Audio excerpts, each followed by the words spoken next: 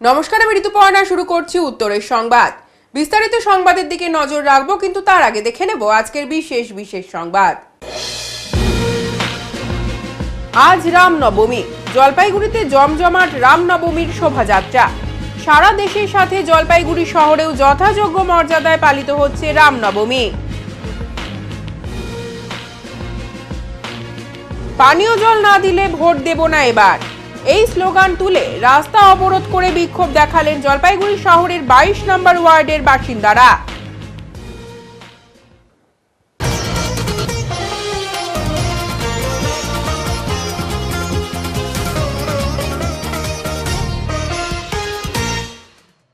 আজ শানুপাড়ায় শিক্ষক দিবস উদযাপন কমিটির পক্ষ থেকে ডক্টর সর্বপল্লী রাধাকৃষ্ণনের 50তম তিরোধান দিবস যথাযোগ্য মর্যাদায় পালন করা হয়।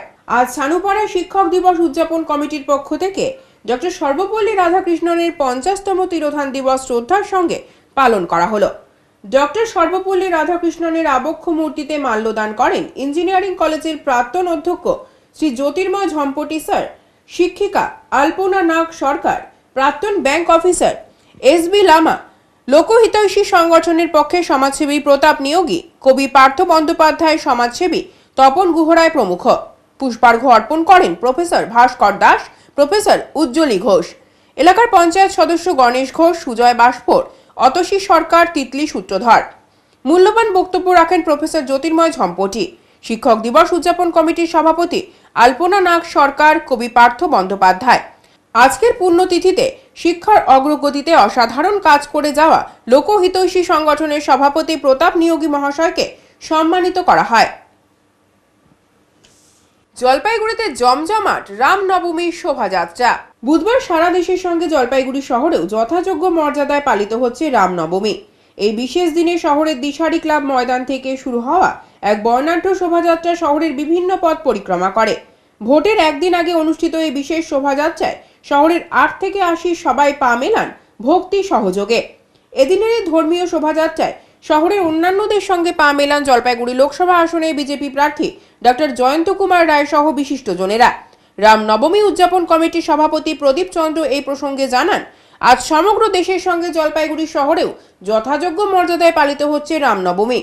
হিন্দুদের অন্যান্য উৎসব ও পূজা অর্চনার মধ্যে আজকের এই দিনটি অন্যতম।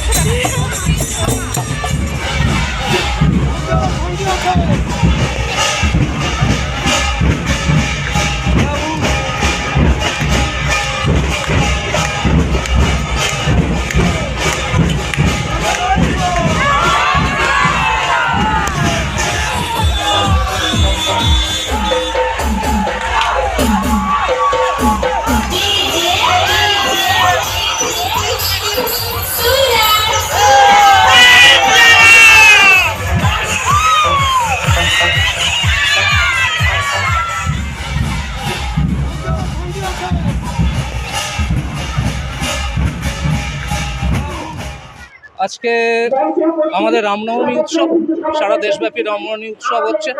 হিন্দুদের একটা শ্রেষ্ঠ উৎসবের মধ্যে রামনবমী উৎসব। সেরকম জলপাইগুড়িতে আমাদের সদর এবং নগর মিলে এই উৎসবটা চলছে।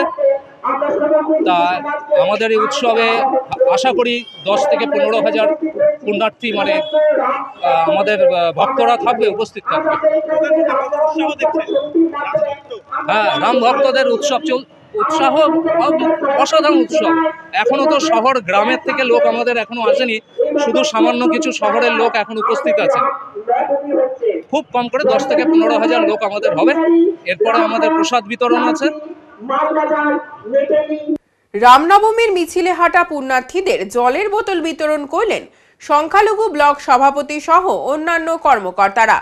মাথায় ফেস টুপি, গলায় রামের ছবি আঁকা খাদা। রামনবমীর মিছিলে হাঁটা পুণ্যার্থীদের জলের বোতল বিতরণ করলেন সংখ্যালঘু ব্লক সভাপতি সহ অন্যান্য কর্মকর্তারা। ধর্ম যার যার, উৎসব সবার। ধর্ম থাক ধর্মে, রাজনীতি হোক উন্নয়নের। পরধর্মকে শ্রদ্ধা বড় পুণ্যের, এই শিক্ষা দেয় দেশের সংবিধান। দেশব্যাপী পালিত হচ্ছে রামনবমী। আর এই রামনবমীতে ধর্মনিরপেক্ষতার এক অনন্য নজির গড়ল জলপাইগুড়ি জেলার ডাবগ্রাম ফুলবাড়ি। হিন্দুদের পাশাপাশি এদিন মুসলিম সম্প্রদায়ও উৎসবে সামিল হলেন। বুধবার গোটা দেশের পাশাপাশি রামনবমীর মিছিল অনুষ্ঠিত হলো জলপাইগুড়ি জেলার ডাবগ্রাম ফুলবাড়িতে।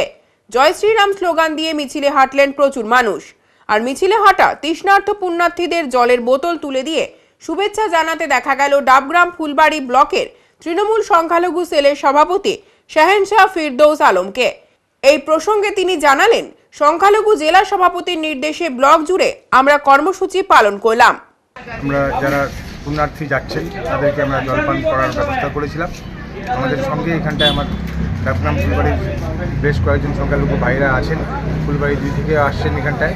আমরা আজকে সারাক্ষণ প্রতিটা জায়গায় করার চেষ্টা করেছি। ডাবগ্রাম ফুলবাড়িতে, ফুলবাড়ি 2ও করেছি, ফুলবাড়ি 1এও করেছি। এটা আমরা ডাবগ্রাম 2-এ আছি।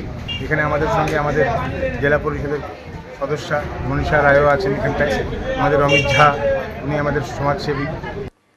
আগামী শুক্রবার লোকসভার প্রথম দফার নির্বাচন অনুষ্ঠিত হবে কোচবিহার, জলপাইগুড়ি ও আলিপুরদুয়ারে। আগামী শুক্রবার লোকসভার প্রথম দফার নির্বাচন অনুষ্ঠিত হবে জলপাইগুড়ি সহ কোচবিহার ও আলিপুরদুয়ার জেলায়। তার আগে জলপাইগুড়িতে উত্তরবঙ্গ বিশ্ববিদ্যালয়ের 2য় ক্যাম্পাসে জোর কদমে চলছে ভোটের বিভিন্ন পর্যায়ের কাজ। এখান থেকে জলপাইগুড়ি লোকসভা কেন্দ্রের ভোট কর্মীরা ভোটের সামগ্রী সংগ্রহ করে প্রতিটি বুথে বুথে যাবেন। বুথে যাওয়ার জন্য থাকছে পর্যাপ্ত সংখ্যায় গাড়ি। ইতিমধ্যে বিভিন্ন জায়গা থেকে ভোটের কাজে নিযুক্ত গাড়িগুলো সেকেন্ড ক্যাম্পাসে আসা শুরু হয়েছে। এদিন বাসের কর্মীরা নিজেরাই রান্না করে খাওয়ার ব্যবস্থা করেছেন। বাস চালক পরিমল ওরাও বলেন, আগামীকাল সকাল থেকেই ভোট কর্মীদের নিয়ে প্রতিটি বুথে বুথে পৌঁছতে হবে। তাই আজকেই গাড়ির ডিস্ট্রিবিউশন সেন্টারের পাশেই গাড়ি রাখা হয়েছে।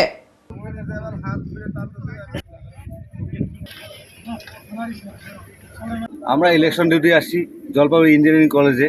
এখন খাওয়া দাওয়া করে আমাদেরকে ইলেকশনে যাইতে হবে, প্রতি বুধে বুধে আমাকে যাইতে হবে। এই জন্য আমরা কী করতেছি, এখানটায় বাইরে থেকে স্টোভ, হাঁড়ি, কড়াই নিয়ে আসছি, আইনে এখানে রান্নাবাড়া করতেছি। এখন খাওয়া দাওয়া করে আমরা বাইর হব। আপনি কোথা থেকে এসেছেন? আমি আসছি ময়নাপুর থেকে। মণিপুর থেকে বাস গাড়ি। কি নাম আপনার? আপনার নাম হচ্ছে পরিমল ওরাও। গতকাল রাতে শিলাবৃষ্টি ও ঝড়ে ক্ষতিগ্রস্ত হলো সাকুয়াঝোড়া 1 নম্বর গ্রাম পঞ্চায়েত এলাকা। গতকাল রাতে শিলাবৃষ্টি ও ঝড়ে ক্ষতিগ্রস্ত হলো সাকুয়াঝোড়া 1 নম্বর গ্রাম পঞ্চায়েত এলাকা।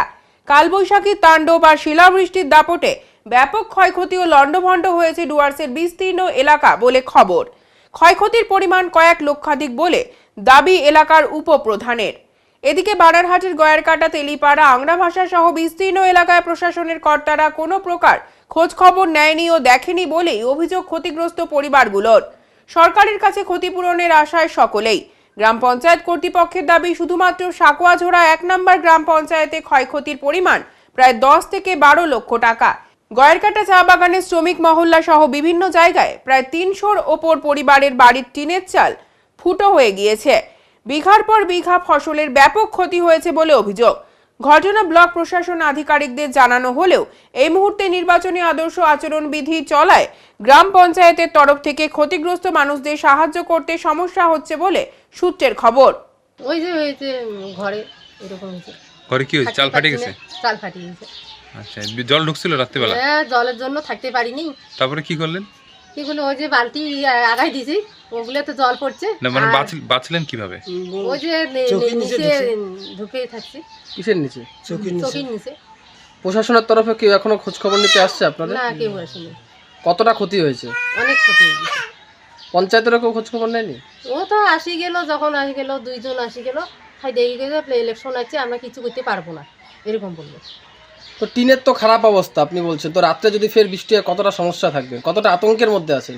খুব সমস্যা আছে আমরা। ওই তো ওকে বললাম, বলে কিভাবে এখন করবো, প্লাস্টিকও নিতে লাগবে, এখন কিভাবে নিব, পয়সাও নাই। এরকম শিলাবৃষ্টি এর আগে এরকম হয়েছিল এখানে? না, আগে তো হয়েছিল, তাই আগে হয়েছিল, সামনে বছর হয়েছিল। তো এরকম ক্ষতি হয়েছিল? কম ক্ষতি হয়েছিল, এবার বেশি ক্ষতি হয়ে গেছে। আরে আমার টিম ক্ষতি হয়েছে। আচ্ছা এই এই এই এই পাড়ায় আর কতগুলো লোক ক্ষতিগ্রস্ত হয়েছে? আচ্ছা চাল টাল ফুটা হয়ে গেছে নাকি? চাল টাল পুরো ফোটা হয়ে গেছে। চাল আসছে এখনো পর্যন্ত খোঁজ খবর নিতে? কোন জায়গায় দাদা আছে? প্রশাসনের কেউ আসে নাই খোঁজ খবর নিতে? না, কতটা আতঙ্কের মধ্যে ছিলেন রাতে? রাত্রে তো ভয়ে কোথায় লোকাই কোথায় না লোকাই এই তাদের ছিল। কোথায় ছিলেন সেই মুহূর্তে? সানসেট আছে, সানসেটের নিচে রয়েছে। ওখানে ঢুকেছিলেন। হ্যাঁ, এর আগে এরকম শিলাবৃষ্টি হয়েছিল এরকম? আগে হয়েছে বহুদিন আগে। আচ্ছা এই এলাকায় ফসলেরও ক্ষতি হয়েছে নাকি? হ্যাঁ, আচ্ছা কি কি ফসল ছিল এখন? এখন ওই যে ভুট্টা ছিল। আচ্ছা এটা কোন জায়গা? এটা সাকুয়া ধরা না কাশিয়া ধরা। কাশিয়াজলা। আপনার নাম? জয়নাল আবেদিন। গতকাল আনুমানিক রাত 11:30টায় শিলাবৃষ্টির ফলে আমাদের সাকুয়াঝোড়া গ্রাম পঞ্চায়েতের বিস্তীর্ণ অঞ্চল তেলিপাড়া, পূর্ব গয়েরকাটা, প্রধানপাড়া, গয়েরকাটা চা বাগান, বিস্তীর্ণ অঞ্চলে শিলাবৃষ্টিতে প্রচুর বাড়ির ক্ষতি হয়। আমরা সকাল থেকে খোঁজখবর নিয়ে দেখলাম আনুমানিক প্রায় 350 বাড়িতে তাদের চাল একদম ফুটো হয়ে গেছে। আজ রাতে বৃষ্টি হলে কীভাবে থাকবে আমরা জানি না। এবং ঝিঙা, লঙ্কা, বেগুন প্রভূত ক্ষতি। আনুমানিক প্রায় সাকুয়াঝোড়া গ্রাম পঞ্চায়েতের 10 লক্ষ টাকার উপরে এই শিলাবৃষ্টিতে ক্ষতি হয়েছে। আমরা সমষ্টি উন্নয়ন আধিকারিকের সাথে কথা বলেছি, তিনি আমাদের বলেছেন কোড অফ কন্ডাক্ট চলছে, এই মুহূর্তে কিছু করা সম্ভবপর না, তবে নির্বাচন কমিশনারকে তিনি সমস্ত কিছু জানাবে।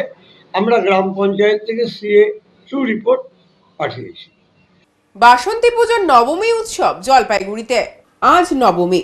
সেনপাড়া সার্বজনীন মহিলা সমিতির সদস্যবৃন্দরা নবমী পুজোর মাধ্যমে এই পুজোর আনন্দ উপভোগ করলেন।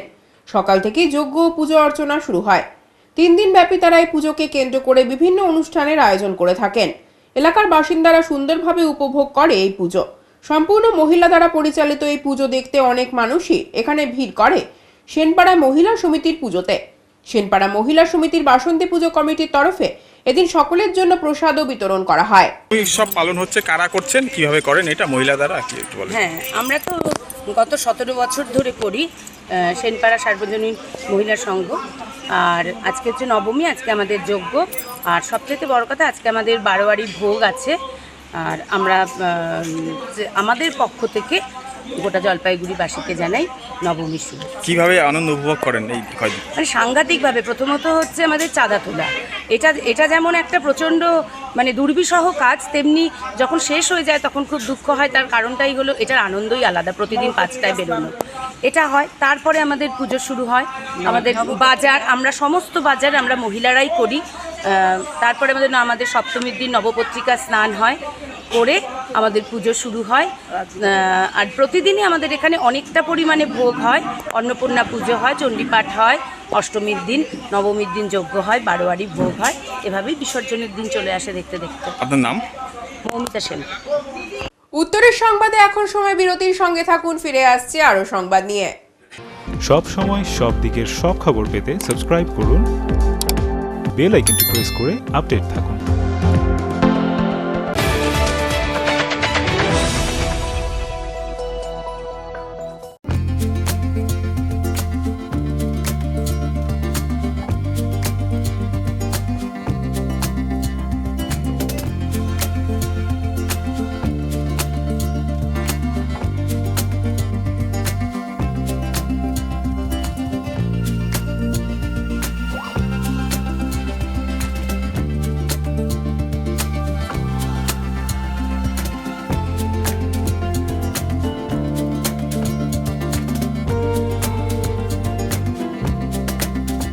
আপনার শহরে প্রসিদ্ধ লৌহ বিপণী কেএস আয়রন হাউসের তরফে সকলকে জানাই প্রীতি ও শুভেচ্ছা। এখানে আপনি পাবেন নামি দামি ব্র্যান্ডের সকল প্রকার লৌহ সামগ্রীর বিপুল সম্ভার। এখানে পাবেন square pipe, round pipe, angles, square bar, পাতি, শীট, টিনের বিভিন্ন আইটেম। এছাড়াও রয়েছে all type of grill and আলমারি ফ্যাক্টরি আইটেম। প্রতিষ্ঠিত মার্বেল ব্যবসায়ী দীপেন্দ্র চক্রবর্তী ও তার সহধর্মিনী মৌসুমী চক্রবর্তীর কেএস আয়রন হাউসে প্রতিটি জিনিসই পাবেন রিজনেবল প্রাইসে। তাই এবার আর বাইরে ছুটতে হবে না আপনাদের। লোহা ও লৌহজাত সামগ্রী সুলভ মূল্যে কিনতে তাই আজই আসুন। আমাদের ঠিকানা কেএস আয়রন হাউস, 4 নম্বর ঘুমটি, জলপাইগুড়ি।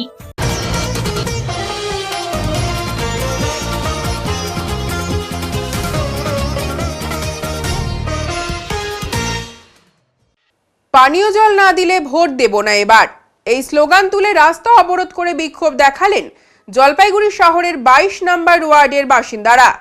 পানীয় জল না দিলে ভোট দেব না এবার, এই স্লোগান তুলে রাস্তা অবরোধ করে বিক্ষোভ দেখালেন জলপাইগুড়ি শহরের 22 নম্বর ওয়ার্ডের বাসিন্দারা। অভিযোগ, দীর্ঘদিন ধরেই পুরসভার কল থেকে পানীয় জল মিলছে না। জল না পেয়ে বুধবার সকাল থেকে খালি বালতি নিয়ে রাস্তা অবরোধ করে বিক্ষোভ দেখান ওয়ার্ডের শতাধিক মহিলা। অভিযোগ, প্রায় 6 বছর ধরে মিলছে না পানীয় জল। 22 নম্বর ওয়ার্ডের মাসকালাই বাড়ি এলাকার বাসিন্দাদের অন্য জায়গা থেকে পানীয় জল সংগ্রহ করতে হয়। নিত্যদিনের কাজ ও স্নান করতে হয় করলা নদীতে। এর ফলে চরম দুর্ভোগের মধ্যে দিয়ে দিন কাটছে 22 নম্বর ওয়ার্ডের মানুষদের। রাস্তার কলগুলোতেও পানীয় জল থাকছে না বলে অভিযোগ করেন তারা। দূর দূরান্ত এলাকায় গিয়ে জল সংগ্রহ করে আনতে বাধ্য হচ্ছেন অসংখ্য মানুষ। জল সংকটের কথা পুরসভাকে বারবার বলেও কাজ হচ্ছে না বলে অভিযোগ। এই জন্য বাধ্য হয়ে রাস্তা অবরোধ করে বিক্ষোভ দেখান এলাকার মানুষ। অবরোধের জেরে রাস্তার দুপাশে অসংখ্য গাড়ি আটকে পড়েছে। খবর পেয়ে ঘটনাস্থলে আসে জলপাইগুড়ি কোতোয়ালি থানার পুলিশ। পরশুদিন তো ভোট, তাহলে ভোট কি করবেন? ভোট দিব না, জল দিবে, ভোট দিব, জল দিবে না, ভোট দিব না। তাহলে 3 দিনের জন্য জল না, 3 দিন দেখা যায় আপনার জল দেবেন, তারপরে ভোটটা নেবেন। কোনো পার্টিকে দেখতে চাই না আমরা। জল পাচ্ছি না তো ভোট নিয়ে কি করবো না? হ্যাঁ, জল নালে জীবন বাঁচবে করতে গায়ে। ভোট দিবেন না তাহলে? কোনো ভোটের কোনো গল্পই নেই কিনা, আমরা জলই পাচ্ছি না। ভোটের আগে তো অনেক কিছু কাজ বলে যায়, এখন কোথায় কি? এখন তো কিছুই আসে না। এখন জলের জন্য আঙ্কার হয়ে মরতেছি, নদীতে দৌড়াচ্ছি। হ্যাঁ, এইবেলা কেউ ভোটটা নাই, এবেলা সবাই ঘরে ঘুমিয়ে আছে। তাক ভোট দিব না তোমরা তো। অনেক কোথায় কাপড় ভাঙা চোখে দেখি না, কোথায় জল আনতে যাবো? অনেক অসুবিধা, আজ থেকে নাকি 6 বছর হয়ে গেল পারি না জল আনতে। কোথায় কষ্ট করবো? মারে দাও, মরলে চলে যাই। কেন? মরলাম, ধাক্কা মারলে চলে যাই, মরে মারে দাও। কি হ্যাঁ, থাকে কি লাভ হবে? মরলে কি হবে? থাকে লাভ কি হবে? এতে 6 বছর হয়ে গেল এই জল দিচ্ছে, এই জল দিচ্ছে, জল পাই না, কলে জল থাকে না। হ্যাঁ, বাধ্য হয়েছে কারা গেল আজকে। করবেন, চালাই যাবেন অবরোধ? আজকে অবরোধ চালাই যাবেন? অবরোধটাকে থাকবেনি? হ্যাঁ থাকবো, সারা দিনের পরে থাকবো, না খাই না দেয়, সারা দিনেই থাকবো। অবরোধ করে রাখছেন, কি কারণে অবরোধ? আমরা জলের জন্য এখানে করছি, আটকাইছি। আমরা খাবার জল, আমরা খাবার জল পাচ্ছি না অনেক দিন ধরে, বছর খানিক ধরে। আমরা খাবার জল পাইলে আমরা পথ ছাড়িয়ে দিব, কিন্তু আমাদের কথা কেউ শুনতেছে না। বাধ্য হয়ে আমাদের পথ আটকাইতে হবে। কোন এলাকার আপনারা? আমরা মাসকালাই বাড়ি, 22 নম্বর ওয়ার্ড, পবিত্রনগর কলোনি। জল পাচ্ছেন না? খাবার না, জল আমরা জল পাচ্ছি না, অনেকদিন অপেক্ষা করছি, তখন পারি নাই, বাধ্য হয়ে আমাদের পথ আটকাইতে হবে। কোথা থেকে জল আনতে হয় তাহলে? আমরা কি করবো, এই ট্যাঙ্কি থেকে ওই ট্যাঙ্কি থেকে, যেখানে টিপি টিপি একটু একটু পরে ওইখান থেকে আমাদের জল নিতে হয়। আর কষ্ট করে কয়দিন চলবো? খাবার জল পাই তো চান করার পাই না, এরকম করে আমাদের চলতে হয়। চান টান নদীতে যাই করি, আমাদের কাছে একটু নদী আছে বলে আমরা বেঁচে আসছি, আমরা চান টান যাই নদীতে করতেছি। আমাদের বহুত কষ্ট, 1 বছর ধরে আমরা কষ্ট করতেছি। কাউন্সিলরকে আগে বলা হয়েছে, উনি পৌরসভা নিয়ে গেল, পৌরসভা থেকে 6 মাসের টাইম দিল, যে 6 মাসের মধ্যে আমরা সব ঠিক করে জল পৌঁছাবো। 6 মাসে হয়ে গেছে। সামনেই তো ভোট, কি করবেন তাহলে? সামনে ভোট, এখন কাউন্সিলর আসবেন না প্রশাসন আসবেন, যা বলবেন তাই করবো। আপনার নাম? ভোটের মুখে একটা রাজনৈতিক একটা চক্রান্ত, এটা বোঝাই যাচ্ছে। ভোটের মুখে রাজনীতি চক্রান্ত। আজকে 1 বছর ধরে আপনারা বলছেন সমস্যা নাই, সমস্যা নেই, সমস্যা আছে। আমি ঠিকই কিন্তু যেই ব্যাপারটা হচ্ছে যে আমাদের দুটো রিজার্ভার দুটো বন্ধ না করলে ওখানে মুশকিল হয়ে যাবে, তাহলে বাড়িতে জলই পাবে না। আজকে পৌরসভাকে বলবো দুটো রিজার্ভার দুটো বন্ধ করে দিতে, ভেতরে যেটা আছে সে জল প্রচুর অপচয় হচ্ছে। এখন কি সমস্যা হচ্ছে, কি কারণে পাচ্ছে না জল? এখন পাচ্ছে না হচ্ছে একটাই মেশিন, 40 বছর আগে ভদ্রগাড়ির মেশিনটা বন্ধ হয়ে গেছে, তার পরিবর্তে 2খানার বোরিং হচ্ছে, বড় পাম্প হাউস হচ্ছে, যেখানে এক একটার থেকে 60,000 65,000 করে জল এক একটার থেকে সাপ্লাই হবে। একটু সময় তো মানুষকে দিতে হবে। কারণ এই পরিস্থিতিতে কি করবে, এটা তো একটা গুরুত্বপূর্ণ বিষয়। সেটা আমি পৌরসভাতে আলোচনা করে নিই, তবে কীভাবে ভালো যাবে। কি দেখলেন জিএস স্পেশাল এখানে? না রোড বন্ধ, আমি জলের সমস্যা।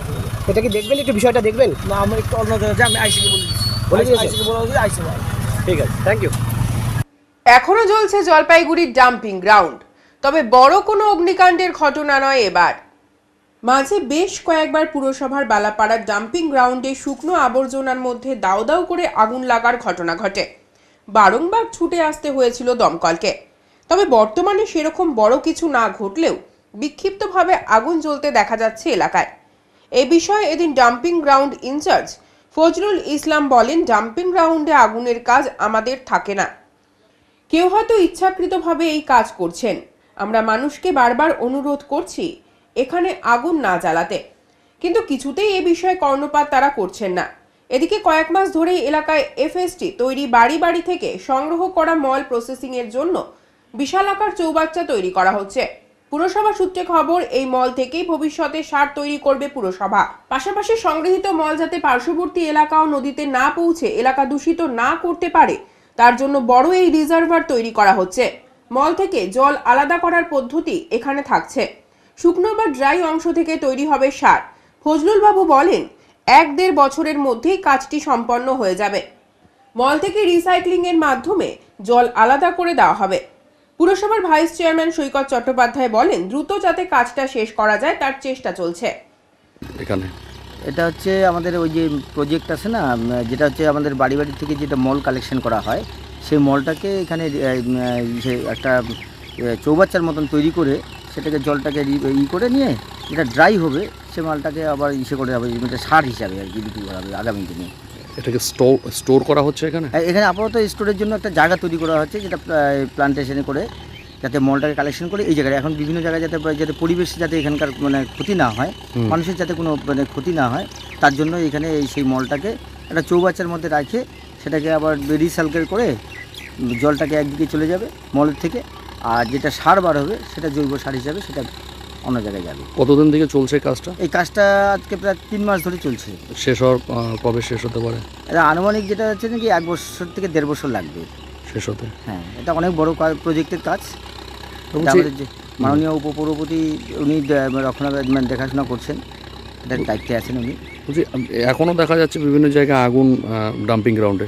আগুনের ব্যাপারটা হচ্ছে যে এখন ভিতরে যেটা আগুন ছিল আর কি, আমাদের গার্বেজ তো কন্টিনিউ করা হয়, আগুনটা সে ভিতর থেকে আবার আস্তে আস্তে করে বার হচ্ছে, আবার যেটাকে গার্বেজ গিয়ে যখন ভিজা গার্বেজগুলো পড়ে যাচ্ছে আগুনটা আপাতত বন্ধ হয়ে যাচ্ছে, এইভাবে চলছে। কারা করছে এরকম? আগুনটা লাগছে বাইরের থেকে লোক কেউ হয়তো লাগাই দিয়েছে, নাহলে আমাদের কোনো আগুনের কোনো ব্যবহার কাজ নেই এখানে, আমরা আগুনের ব্যবহার করি না, এটা বাইরের লোক করছে কেউ। আপনার নাম আর পরিচয়? আমার নাম হচ্ছে ফজলুল ইসলাম, আমি ডাম্পিং গ্রাউন্ড ইনচার্জ। হচ্ছে কি রয়েছে সেটি বিস্তারিত? বিষয়টা হচ্ছে যে এই যে মানুষের বাড়ি থেকে যে মল আমরা তুলি শেষ ফুল দিয়ে, এবং সেটাকেও তো প্রসেসিং করার প্রয়োজন আছে, তাই জন্য এফএসটি তৈরি হবে। 10 কোটি টাকা ব্যয় করে জলপাইগুড়ি পৌরসভা আমাদের যে বালাপাড়া ডাম্পিং গ্রাউন্ড রয়েছে সেখানে মল যেটা আছে তার যে প্রসেসিং হবে, নাহলে সেটা তো নদীতে চলে যাবে এবং সেটা তো নদীকে দূষণ করবে, এবং তার ফলে আমরা সেটাকে এফএসটি তৈরি করে সেখানে আমরা প্রসেসিং করবো, যাতে কোনোভাবেই মাটি দূষণ, নদী দূষণ, বায়ু দূষণ না হয়, সেই জন্যই আমরা এই 10 কোটি টাকার প্রকল্প গ্রহণ করি। বলছি এটা কি কোনো সার আগামী দিনে কি সারের অবশ্যই পরিকল্পনা হবে? আগে আমরা প্রসেসিংটা স্টার্ট করি, তারপরে সার তৈরি হবে। যেমন আমাদের সলিড ওয়েস্ট ম্যানেজমেন্ট, সেখান থেকে যে আমরা বর্জ্য নিয়ে যাচ্ছি পচনশীল অপচনশীল ভাগ করে, পচনশীল বর্জ্য থেকে তো আমরা সেখানে ওয়েস্ট প্রসেসিং ইউনিট তৈরি করব, এবং সেখান থেকে তো আমরা সার তৈরি করব, এবং তার ফলে এটা সার তৈরি করে সরকারি ভাবে সেই যে তৈরি হওয়া সারটাকে আমরা সরকারি সিলমোহর লাগবে, এবং তারপরে সেটা বাজারে আসবে। কত কোটি টাকার বললেন বাজেট রয়েছে এটা? এফএসটি করতে আমাদের এফএসটি এবং সলিড ওয়েস্ট ম্যানেজমেন্ট সব মিলে প্রায় 20 কোটি টাকা খরচা হবে। বলছি এই কাজটি কতদিনে শেষ হবে? এফএসটি যেটা এটা তো আমাদের সলিড ওয়েস্ট ম্যানেজমেন্ট এবং এফএসটি সব মিলে টার্গেট হচ্ছে 10 ইয়ার্স, 10 বছরের মধ্যে 10 বছরকে মধ্যে কমপ্লিট করে আগামী 40-50 বছরের জন্য শহরকে তৈরি রাখা, এবং সেটা আমরা তার আগেই কমপ্লিট করে ফেলব। গরম পড়তেই সবজির দাম আকাশ ছোঁয়া। গরম পড়তেই সবজির দাম আগুন। আস্তে আস্তে বাড়ছে গরমকালীন সবজি। শীতকালীন সবজি বিদায় নিয়েছে, শুরু হয়েছে গরমকালীন সবজির চাষ। তাই দাম বেড়েছে গরমকালীন সবজি। গরমকালীন সবজির চাষের খরচ অনেকটাই বেশি, ফলে এখন সবজির বাজারে অনেকটাই বেশি দরে বিক্রি হচ্ছে সবজি। আগে যে সমস্ত সবজিগুলো বাজারে বিক্রি হতো 10 থেকে 15 টাকা কেজি দরে, সেগুলিই এখন বাজারে 25 থেকে 30 টাকা দরে বিক্রি হচ্ছে। অন্যদিকে গরমকালীন সবজির মধ্যে পটল, ঝিঙা, সজনা আসলেও তার দাম অনেকটাই আকাশ ছোঁয়া। শীতকালীন সবজি চাষে খরচ অনেকটাই কম হয়, সবজিও দ্রুত বাড়ে, ফলে শীতকালীন সবজির বাজার অনেকটাই কম দাম থাকে। কিন্তু গরমকালে সবজিতে খরচ অনেকটা বেশি হওয়ার জন্য দাম থাকে অনেকটাই বেশি। এখন তাই জলপাইগুড়ি শহরের স্টেশন বাজার, বয়েলখানা বাজার, দিনবাজার সহ অন্যান্য সবজির বাজারগুলোতে হাই দামে বিক্রি হচ্ছে রকমারি সবজি। সবজির দামটা হলো তোমার 40 টাকা কেজি চলতেছে। তোমার আলু এখন 60 টাকা কেজি। আলু কত? তোমার আলু হলো তোমার প্রথমে ছিল, এখন আলুর দামটা হচ্ছে 30 টাকা কেজি। সবজির দাম কি আস্তে আস্তে বাড়ছে? একটু বাড়তেছে, মানে গরম পড়ার সাথে সাথে কি বাড়া শুরু? গরম পড়ার সাথে সাথে বাড়তেছে। কতটা অসুবিধা আপনাদের? আরে আমাদের তো ভালোই অসুবিধা। যদি মনে করো 5 টাকা 10 টাকা করে কমে, তাহলে গ্রাহকদের সুবিধা হয়। এখন ওই যে এরা কি করবে, বেশি দামে কিনে আনতেছে, ব্যাগ ভর্তি হচ্ছে না। না 500 টাকা নিয়ে আসলে পরে তলাতে থেকে যাচ্ছে। এই তো কি করবো, বাজারে সবজির দাম বেড়ে যাচ্ছে। উত্তরের সংবাদে এখন সময় বিরতির, সঙ্গে থাকুন, ফিরে আসছে আরো সংবাদ নিয়ে। সব সময় সব দিকের সব খবর পেতে সাবস্ক্রাইব করুন, বেল আইকনটি প্রেস করে আপডেট থাকুন।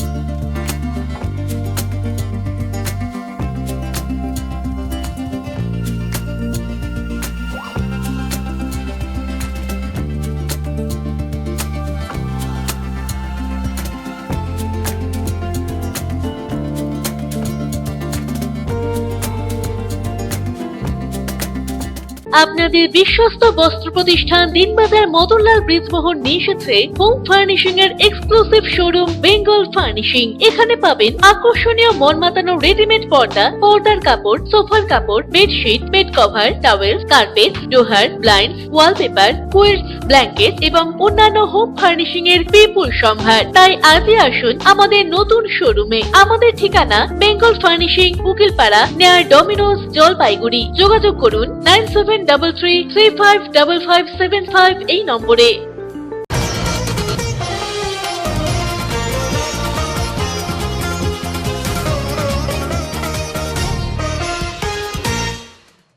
ভোটের আগে জলপাইগুড়ি শহরের বিভিন্ন জায়গায় কামান স্প্রের মাধ্যমে মশা তাড়ানোর কাজ শুরু হয়েছে। ভোটের আগে জলপাইগুড়ি শহরের বিভিন্ন জায়গায় কামান স্প্রের মাধ্যমে মশা তাড়ানোর কাজ শুরু হয়েছে। কাজ চলছে জোর কদমে। পরশু লোকসভা নির্বাচন, আর তার আগেই জলপাইগুড়ি শহরের বিভিন্ন জায়গাগুলোতে কামান মেশিনের মাধ্যমে নোংরা ও মশা তাড়ানোর কাজ জেলা প্রশাসনের উদ্যোগে শুরু হয়েছে। এদিন জলপাইগুড়ি শহরের বিভিন্ন অফিস দপ্তরগুলোতে মশা মারার কামান স্প্রের মাধ্যমে মশা মারার কাজ শুরু হয়েছে। এর ফলে চারিদিকের পরিবেশ অনেকটাই সুন্দর হচ্ছে। এখন আবহাওয়ার সংবাদ।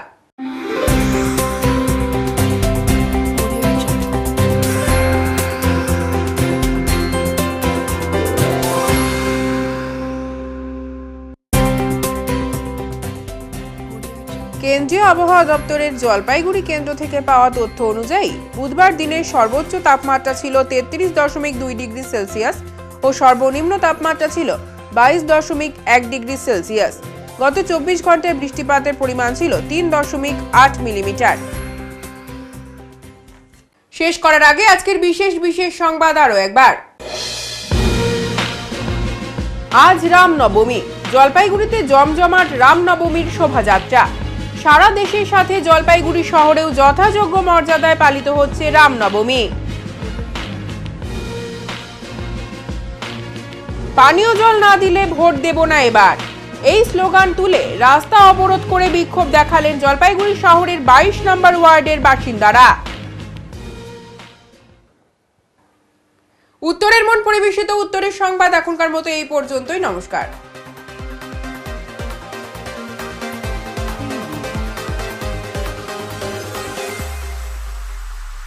Preview.